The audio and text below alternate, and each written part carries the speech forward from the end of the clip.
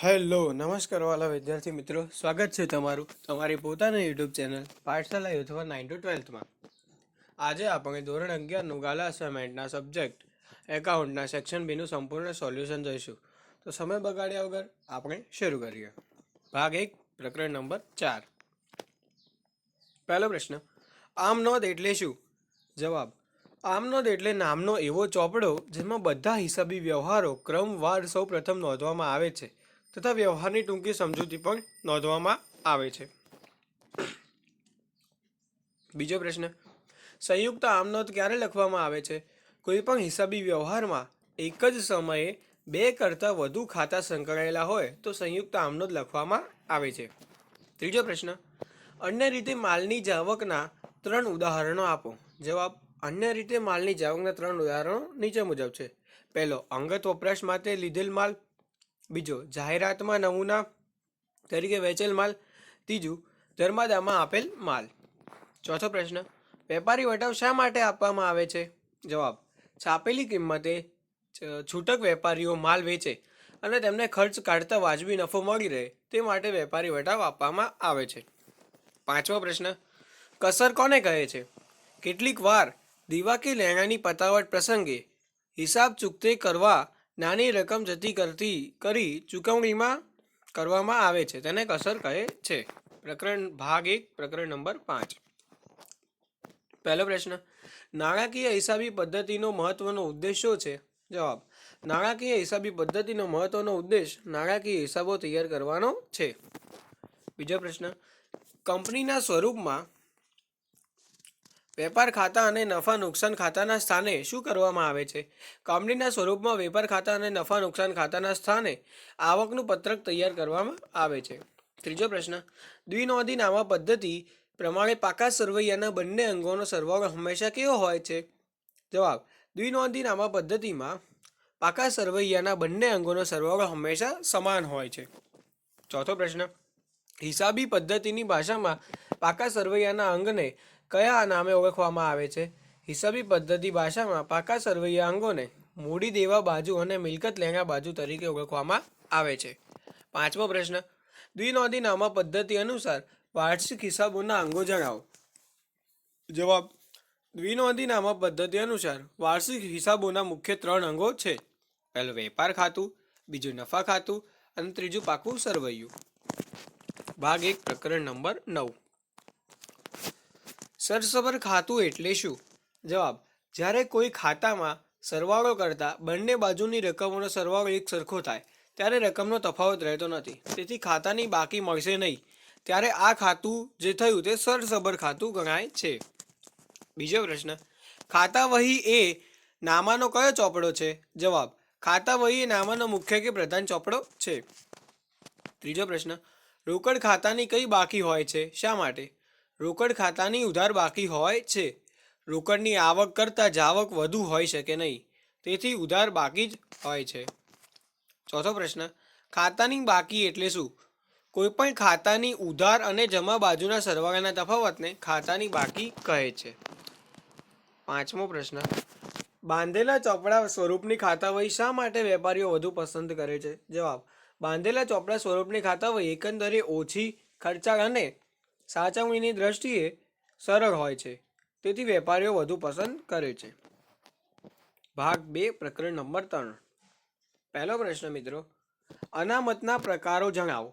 અનામતના મુખ્યત્વે 2 પ્રકારો હોય છે. પહેલો પ્રકાર મહેસૂલી અનામત અને બીજો મૂડી અનામત. બીજો પ્રશ્ન, અનામત ભંડોળ એટલે શું? જવાબ, અનામતની રકમનું ધંધાની બહાર જામીનગીરીઓમાં રોકાણ કરવામાં આવ્યું હોય તો તેને અનામત ભંડોળ કહે છે. ત્રીજો પ્રશ્ન, મૂડી નફાના કોઈપણ 2 ઉદાહરણો આપો.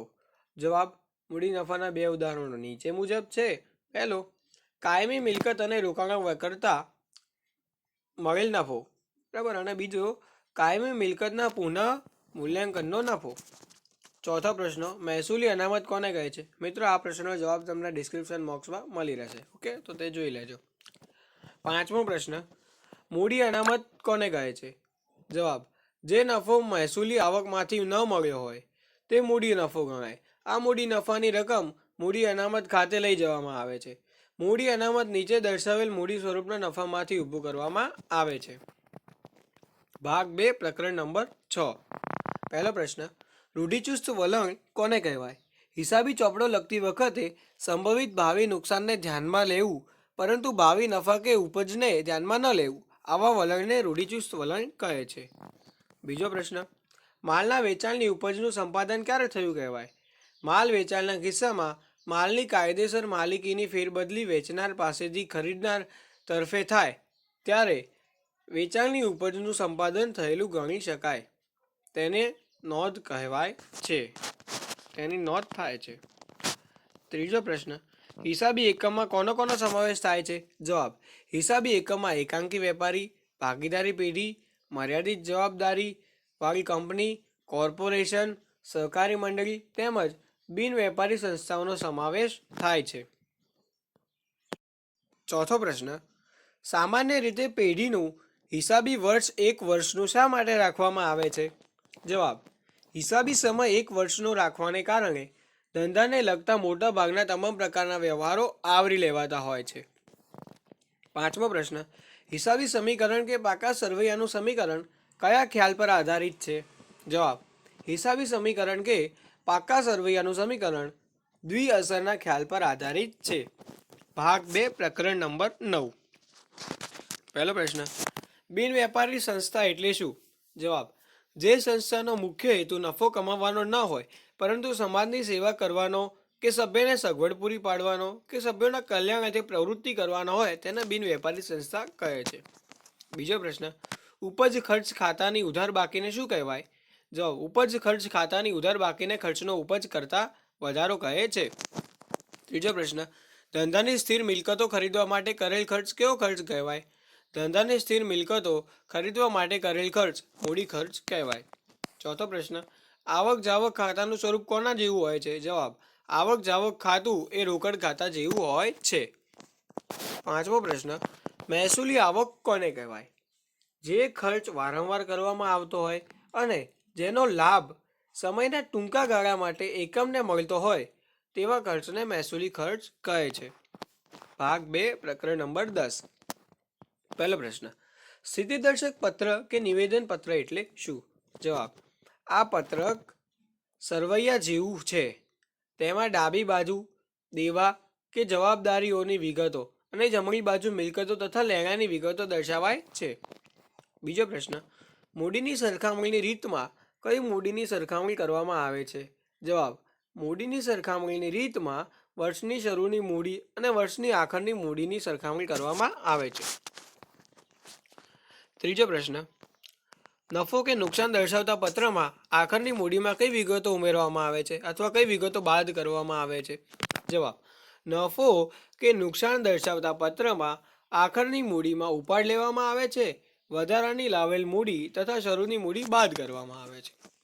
ચોથો પ્રશ્ન, એક નોંધી પદ્ધતિ મુજબ કોણ હિસાબો રાખે છે? જવાબ, એક નોંધી પદ્ધતિ મુજબ નાના વેપારીઓ હોય છે તે હિસાબો રાખે છે.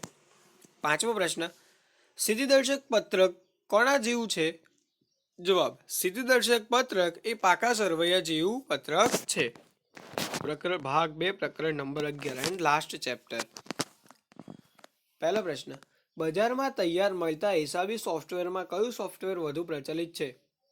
જવાબ, બજારમાં તૈયાર મળતા હિસાબી સોફ્ટવેરમાં આ મુજબના જે સોફ્ટવેરો છે તે વધુ પ્રચલિત છે. પહેલું Tally, Tata axis, busy, professional accountant and profit વગેરેનો સમાવેશ થાય છે. વિન્ડોઝ 7 એ કયું સોફ્ટવેર છે? વિન્ડોઝ 7 એ સિસ્ટમ સોફ્ટવેર છે. ત્રીજો પ્રશ્ન, હ્યુમનવેર એટલે શું? હ્યુમનવેર એટલે કમ્પ્યુટર અને સોફ્ટવેર સાથે કામ કરે છે તે લોકો. ચોથો પ્રશ્ન, કસ્ટમાઇઝ્ડ સોફ્ટવેર કોને કહે છે? જવાબ, બજારમાં તૈયાર મળતા સોફ્ટવેરમાં ગ્રાહકની જરૂરિયાત અનુસાર ફેરફાર કરવામાં આવે તો તેને કસ્ટમાઇઝ્ડ સોફ્ટવેર કહે છે. પાંચમો પ્રશ્ન, એઆઈએસ એકાઉન્ટિંગ ઇન્ફોર્મેશન સિસ્ટમ એ કોનો ભાગ છે? જવાબ, એઆઈએસ એ સંચાલન માહિતી પ્રક્રિયા અર્થાત મેનેજમેન્ટ ઇન્ફોર્મેશન સિસ્ટમ અર્થાત MIS નો એક ભાગ છે.